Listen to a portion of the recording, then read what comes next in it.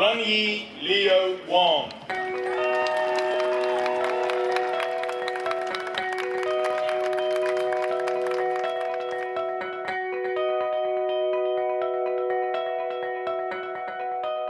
In third grade, my grades started to drop. And, you know, in Asia, grade is a pretty big evaluator of you as a whole person. I didn't really enjoy school that much. The only part I looked forward to every day was lunch and going back home, because there wasn't much in school that keep me interested.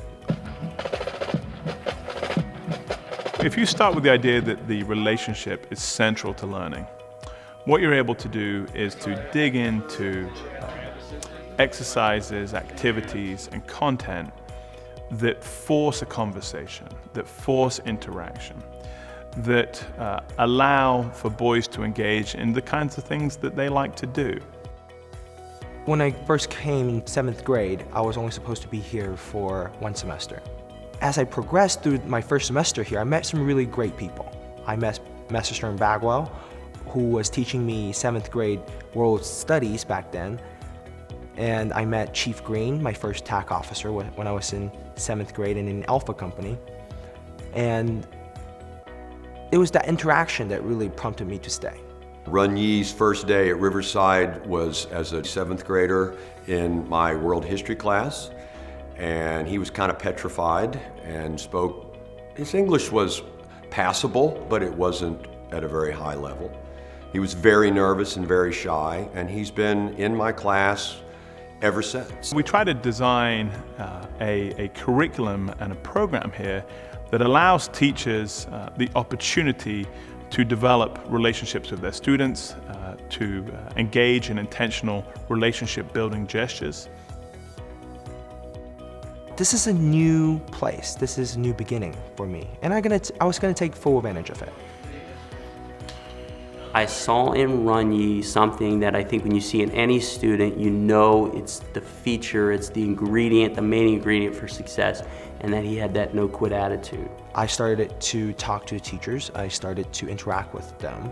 I started to ask them for help. My role in mentoring and teaching is to find a way to make young men care about what we're doing and what we're learning. How many people won the Medal of Honor? He actually said a number, do you remember? Academics is the main priority here at Riverside. So everything we do is around academics, for academics. My goal has always been academic mastery and basic skills, because I believe once a foundation is built, then you can build mastery, you can build art, you can build sophistication, and you can build excellence. To me, they're more than teachers. They are more like mentors, a friend even. They're there to support me. When I'm struggling in academics, they would go out of their way to explain it in many different ways until I can understand. Use this point slope formula. Point slope formula. We have very small classes. We're usually maxed out at 18, but the reality is most classes don't have that many students in. And so you can't hide here, and the teacher knows who you are, and the teacher's able pretty quickly to learn what are your strengths, what are your weaknesses, where do you need to be pushed. And so it forces you to engage more fully in the learning experience. We have broken the boundary between traditional teaching and a mentor. I've certainly seen him grow in confidence. I've seen him grow in competence. I've seen his leadership skills more than anything, because again, for a shy person to assume a role of leadership, especially where he is today as battalion commander, that's a lot of growth. I think he's one of the best BCs the school's ever had. He's the most organized, he has the best integrity, the most motivation. So he's a lot more confident. He's a lot more comfortable in his own skin. He's a lot more comfortable understanding where he's strong and where he needs help. He has taken on, in the time that I've known him, academic classes that I know he didn't feel he could handle. He has taken on athletics, which he was not originally a very athletic young man.